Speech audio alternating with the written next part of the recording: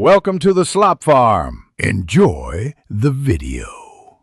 You start by preparing the phone and capturing reproducible evidence. Enable developer options and USB debugging so you can pull logs later, then reproduce the issue exactly as it happens. Record a short screen clip and take screenshots of error messages.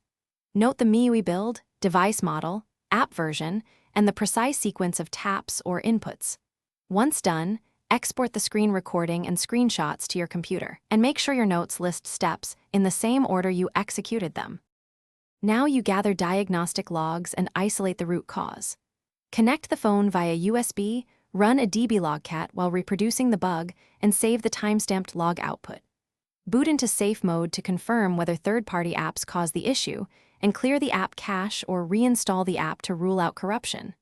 Once you have logs, search for exceptions, stack traces, or ANR messages tied to your timestamps. Make sure to label logs with time and reproduction step so they map back to your. Finally, prepare a concise bug report and apply or test fixes. Submit the report to the MIUI feedback tool or developer with steps, logs, screenshots, and severity.